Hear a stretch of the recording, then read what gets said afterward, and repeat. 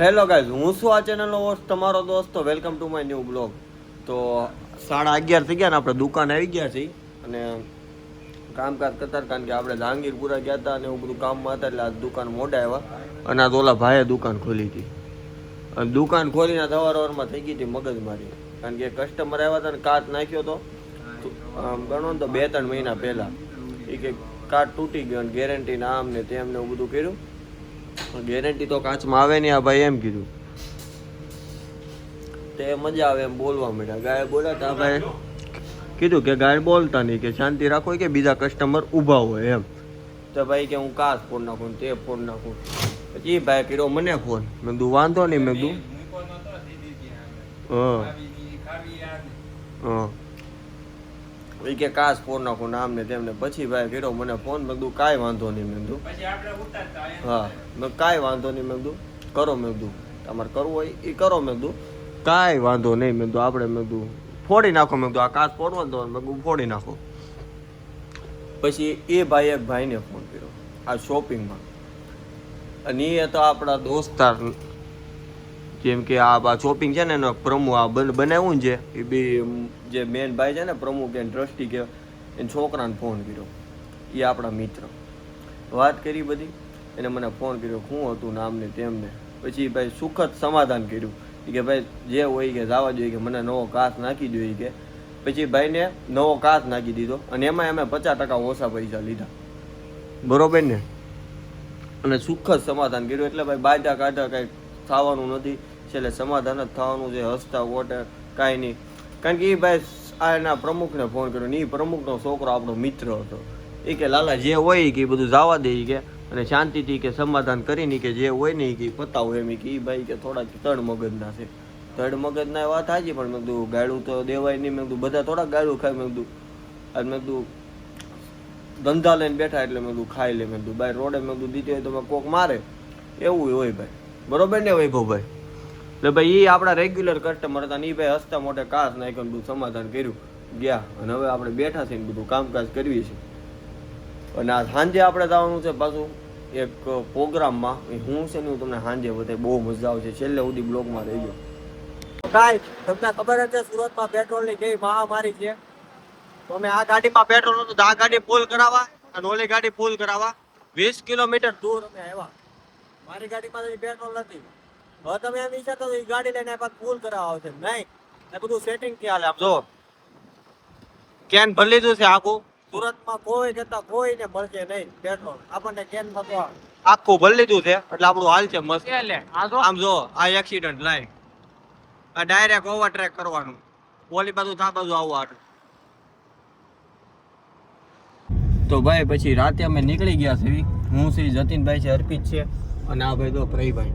ત્રણે જ આવી છે પ્રોગ્રામ. ચારે હું મારી જાતને હું નથી ગણતો ક્યારે. હા ભાઈ 4 જણા જાય છે ને. દેસાઈભાઈ ત્યાં જ છે અને ત્યાં પાછા ઘણા બધા ક્રિએટરે આવવાના છે, શાયરીઓ વાળા. એને મળવાના છે. વિડીયો ઉતારાય એટલે ઉતારશું, તમને મળાવશું હું પ્રોગ્રામ છે હું નહીં. કન્ટિન્યુ રહેજો છેલ્લે બ્લોગ સુધીમાં. બહુ મજા આવવાની છે. શનિવાર છે અમે બહાર બેહવાનું હોય પણ મોજ કરવાની છે આપણે. ત્યાં જવાનું નહીં ને કડવું ફળ મળે ત્યાં જવાનું નહીં. જે વાતને ગળી જાય ત્યાં જ વાત કરો. જે વાતને ચગળે ત્યાં જવાનું નહીં. ઇજ્જત ન મળે ત્યાં જવાનું નહીં. ને કોઈ હાથ થામે તો ત્યાં દોડીને જવાનું. કોઈ દુખતી ન પકડે ત્યાં જવાનું નહીં. ઇજ્જત ન મળે ત્યાં જવાનું નહીં. વાહ. પણ સાહેબ આ તો બધી પ્રેમની ને વિરહની ને એ વાત છે. ખબરતા નથી, આ નથી, તે નથી. તો એના માટે કે ચિત્રી જ દેવાનું લાગણીનું મોજું, કાગળ બાગળ શું જોવાનું. ઘણા રાહ જોતા હોય કે હારો વિચાર આવે તો હું લખું, કઈક આ મળી જાય ને તો હું આ કરી નાખું. લાગણીનું મોજું કે ચિત્રી જ દેવાનું લાગણીનું મોજું, કાગળ બાગળ શું જોવાનું. ને કરવા છે રોશન નામ પછી આગળ પાછળ શું જોવાનું. ને ઘરથી નીકળ્યા દૂર, કે ઘરથી નીકળ્યા દૂર કમાવા રૂપિયા કે સંબંધ. સંબંધ બાંધ્યો ને બંધાઈ ગયો ને પછી ભવિષ્ય ભૂતકાળ શું જોવાનું. ચિત્રી જ દેવાનું લાગણીનું મોજું, કાગળ બાગળ શું જોવાનું. કે ક્યાંક તમને દુશ્મનોની દાદ મારી નાખશે આમાં બધા બેઠા હોય ને બધા આપણું બધા જો કે આપણા ચાહકો જ છે, પણ ક્યારેક આપણે ઠાઠ ઓડિયન્સ ભર્યું હોય અને એમાં બેઠા હોય ને બધા આપણા ચાહક ન હોય, એટલે ક્યાંક તમને દુશ્મનોની દાદ મારી નાખશે અને કા પછી તો મૌનનો સંવાદ મારી નાખશે. અહીંથી શબ્દ છૂટો પડે અને સામે તમે સમજો ને છતાં દાદ ન આપો ને તો એ દાદ અમને મારી નાખે. કારણ કે કાગ બાપુએ તો કીધું ને કે પગે બાંધ્યા ઘૂઘરા અને માથે ઓઢી ઓઢણી, અમે નારિયું બનીને પડમાં નાચા, જોનારા કોઈ ન મળ્યા. એટલે તમારી દાદ અમને જીવાડી દેતી હોય છે. 11 વર્ષ સુધી 15 વર્ષ સુધી દીકરો એને મેળો નહીં હોય, માં ઉપર શું વીતતી છે. મજાદરના પાદરમાંથી તો કાગ બાપુ એમ લખે કે માં મરે મળદું પડે અને છોરું જો ઉર ચડે. માં મરી ગઈ હોય, એનું મળદું પડ્યું હોય અને એનું છોકરું જો કજીએ ચડે તો એને ધાવવા દે થોડી ઘણી ઠાકરા. ઈ માં એને તોય ધાવવા દે, એનામાં જીવ ન હોય તો એના છોકરાને સ્તનપાન કરાવે. ઈ માં, કારણ કે કહેવાય ને કે સૌથી વહેલી જાગી ગઈ છો માં, હવે તું થાકી ગઈ છો. ઈ માં જ હોઈ શકે સાહેબ. છોકરો ચાહે સુરત રહેતો હોય કે સ્વિટ્ઝરલેન્ડ રહેતો હોય, ઉના રહેતો હોય કે અમદાવાદ રહેતો હોય કે ચાહે અમેરિકા રહેતો હોય, માં ભલે કલેક્ટર હોય કે નોકરિયાત હોય, પણ એના બેક ઓફ ધ માઇન્ડમાં એની છોરુની ચિંતા થાય. એને કેમ વિસરીએ કાગડા? ઈ માં જ હોય કે એના છોકરાનું વિચારે કે મારા દીકરાએ જમ્યું હશે કે નહીં, મારો દીકરો ટ્યુશનમાં ગયો છે તો એને પહોંચી ગયો હશે કે નહીં, ઈ માને જ ચિંતા થાય. એટલે કહેવાય ને કે સૌથી વહેલી જાગી ગઈ છો માં, હવે તું થાકી ગઈ છો. અને પરોઢિયામાં લઈ હાવરણો ફળિયું આખું વાળે અને ઈશ્વરની બે ધૂપ સળીથી ઈ ખૂણે ખૂણો અંજવાળે અને મીઠા ટહુકાથી માવલડી ઘર આખું જગાડે. અને રૂમઝૂમતી જ્યાં માં હોય ત્યાં પછી એલારામ કોણ વગાડે? સૌથી વહેલી જાગી ગઈ છો માં, હવે તું થાકી ગઈ છો. કારણ કે માથી મોટું કોઈ નહીં, ભલે ને હોય જળધર કે જગદીશ, સૌ કોઈ નમાવે શીશ. ઈ તો અંબા આગળ આલિયા, અરે મોઢે બોલું માં ત્યાં તો હાચે જ નાનપણ સાંભળે. પછી મોટપની બધી મજા મને કડવી લાગે કાગડા. અરે મોટા કરીને માં તે ખોળેથી ખહતા કર્યા, હવે ખોળોય ખુંદવાને તું કરને બાળક કાગડા. ઈ માં એનો છોકરો તેને જન્મ આપી દીધા પછી એનું મોઢું નથી જોયું. ઈ માનો એક એક દી કેમ જાતો હશે કે મથુરાની ભીતોમાં માથા પછાડીને રોવે છે રોજ એક માં. મથુરાની ભીતોમાં માથા પછાડીને રોવે છે રોજ એક માં. ઈ કોને કઈક લે બેટા ખા? એની તો કુખેથી ઈશ્વર અવતર્યો હતો દીદીભાઈ, એની તો કુખેથી ઈશ્વર અવતર્યો હતો, તો ઈ તો રહી ગઈ તી વાંજણી. કાનાની યાદોમાં રોઈ રોઈને એની આંખોમાં થઈ ગઈ તી આંજણી. અરે એને ઢાવણની શેડું તો ફૂટી તી, પણ એના છોરુએ કીધું નહીં માં. ઈ કોને કે લે બેટા ખા? ઈ માં જ હોઈ શકે સાહેબ. અને છેલ્લે ખૂબ સરસ મજાની એક નાની એવી કવિતા છે કે અરમાન જિંદગીના પૂરા થાય તો ઘણું છે અને બે ચાર કામ સારા થાય તો ઘણું છે. મુશ્કેલ જિંદગાની એની તો મજા છે, જીગરથી જામ એનો ચીરવાય તો ઘણું છે. અને વધુ નથી અબળખો હવે આ અવની પર, ઇજ્જતનું કફન ઓઢીને મરાય તો ઘણું છે. અને લવલેશ મોતનો ડર મુજને નહીં સતાવે, લવલેશ મોતનો ડર મુજને. મને કીધું તું કે એવું તો ન કરો, શું છે દ્વારકા કે તમે દ્વારકા જા કરો. ત્યારે મેં લખ્યું હતું કે જ્યાં 52 ગજની ધજા ફરકતી હોય અને એમાં આખો દ્વારકાધીશ સમાયો હોય, ઈ છે દ્વારકા. વગર માગ્યા ભક્તોની બધી મનોકામના પૂરી કરી દેતો હોય, ઈ છે દ્વારકા. જેને જોવા લોકો હજારો કિલોમીટરો કાપીને આવતા હોય, ઈ છે દ્વારકા. કળિયુગની દુનિયામાં એકનો જ પ્રકોપ ચાલતો હોય, ઈ છે દ્વારકા.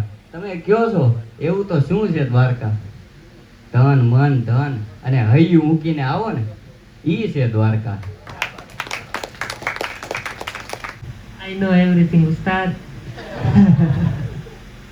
અત્યારે તો આપણે બધા લખતા હોય, એમાં લખ્યું છે કે લખું છું જેના માટે એને તો ખબર નથી, અને વાંચે ઈ છે જે મને ઓળખતા નથી. અરે લખું છું રાધા માટે પણ ગમી મીરાને જ. આ મનને તો રાધા જ ગમે છે પણ રૂપમણી મળી હોય છે. અને થયા નથી બંને એકબીજાના તો પણ એકબીજા માટે અનોખી પ્રીત છે. આ કૃષ્ણની રાધા ન મળે ને ઈ જ આ જગતની રીત છે.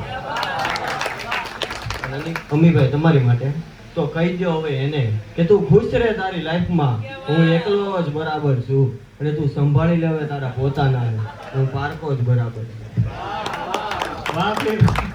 અને પામવા માટે પ્રીત કરે ને એ આ જગતની રીત, પણ એકબીજાને જુદા રહીને ચાહે ને એ અમારા રાધા કૃષ્ણની પ્રીત. चारों तरफ तन्हाई का साया है, जिंदगी में प्यार किसने पाया है, हम हर रोज घूमते उनकी यादों में, वो लोग बोलते हैं स्थिर पी कर आया है. અને ચા માટે બોલવું પાર્થભાઈ ત્યારે કે ખાંડ વગરની ચા ચલાવી લઈશું ભેરુગણ, પણ આ લાગણી વગરના સંબંધ આપણને નહીં ભાવે.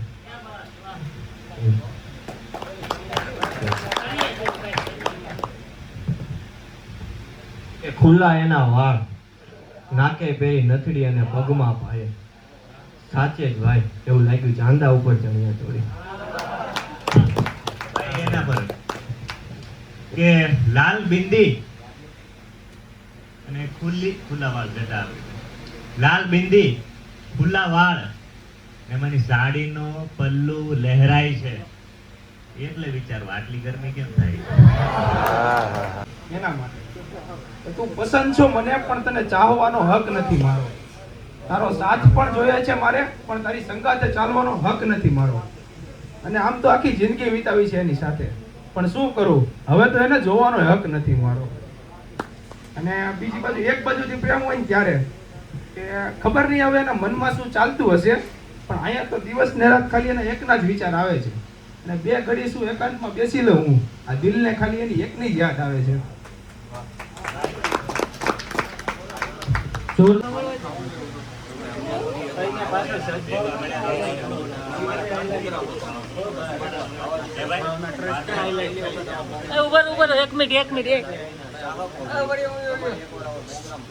એને માઇન્ડ થતું હોય ને પાછું.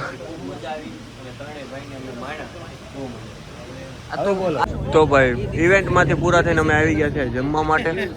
આપણી હારે છે જો આપણા જીવનનો સાથી આ પાર્થભાઈ ઉસ્તાદ, આપણા મિત્ર છે અને મોટા સાહિત્યકાર, લોક સાહિત્યકાર અર્પિતભાઈ ચોથાણી, પ્રયભાઈ ઇટાલિયા, આ દેસાઈભાઈ મિત્ર અને આપણા મિત્ર આ નથી, આ જતીનભાઈ.